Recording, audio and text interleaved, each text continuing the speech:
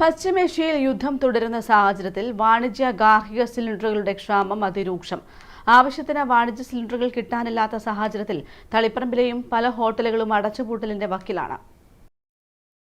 പശ്ചിമേഷ്യയിലെ യുദ്ധ സാഹചര്യം കാരണം വാണിജ്യ സിലിണ്ടറുകളുടെ ലഭ്യതയിൽ വലിയ കുറവുണ്ടാവുകയും വില കുത്തനെ ഉയരുകയും ചെയ്തു.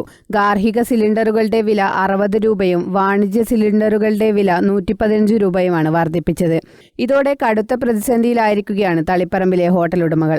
വാണിജ്യ സിലിണ്ടറുകളുടെ ലഭ്യത കുറഞ്ഞതോടെ പല ഹോട്ടലുകളും അടച്ചുപൂട്ടലിന്റെ വക്കിലാണ്. ഗ്യാസ് കിട്ടാനില്ല, കിട്ടായതുകൊണ്ട് കട പൂട്ടിപ്പോകുന്നൊരു ഭയത്തിലാണ് ഞങ്ങളുള്ളത്.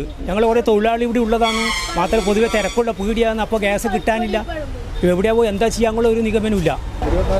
24 മണിക്കൂർ ഓടുന്ന പീടിയാണ്. രാവിലെ ഞങ്ങൾ കട അടക്കാതൊരു പീടിയാണ്. ഈ പരിസരത്തെല്ലാം വെച്ചിട്ട് രാത്രി നൈറ്റിൽ ഓടുന്ന ഒരു പീടിയാണ്. ഇത് മിൽമ ബൂത്തും കൂടിയാണ്, പാലും കൂടെ വിതരണം ചെയ്യുന്ന ഒരു പീടിയാണ്. അപ്പോൾ നോക്കുമ്പോഴേക്കും ഇപ്പോൾ നമുക്കൊന്നും ചെയ്യാൻ പറ്റുന്നില്ല.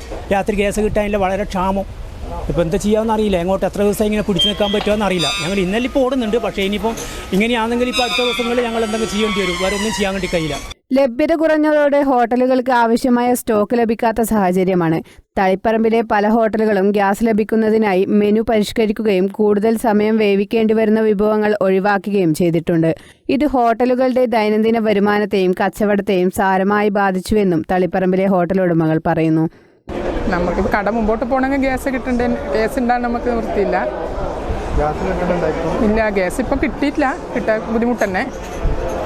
പിന്നെ അതുകൊണ്ട് നമുക്കിപ്പം ഒരു ഗ്യാസിൻ്റെ കുറ്റി ഉണ്ടായാൽ 2 ദിവസം അങ്ങനെ നമുക്ക് ഇവിടെ എത്തുന്നില്ലല്ലോ. ഗ്യാസ് ക്ഷാമം പരിഹരിക്കാനായി പല ഹോട്ടലുകളും വിറകടുപ്പുകളിലേക്കും ഇൻഡക്ഷൻ കുക്കറുകളിലേക്കും മാറാൻ ശ്രമിക്കുന്നുണ്ടെങ്കിലും വലിയ ഹോട്ടലുകൾക്ക് ഇത് പ്രായോഗികമല്ല. കൂടാതെ സിലിണ്ടറുകൾ പൂഴ്ത്തിവെക്കുന്നത് തടയാൻ ഒരു ഹോട്ടലിൽ പരമാവധി 5 സിലിണ്ടറുകൾ മാത്രമേ പാടുള്ളൂ എന്ന കർശന നിയന്ത്രണം സർക്കാർ ഏർപ്പെടുത്തിയിട്ടുണ്ട്. ഇതെല്ലാം വലിയൊരു പ്രതിസന്ധിയിലേക്കാണ് ഹോട്ടൽ ഉടമകളെ എത്തിച്ചിട്ടുള്ളത്. News bureau, Taliparamba.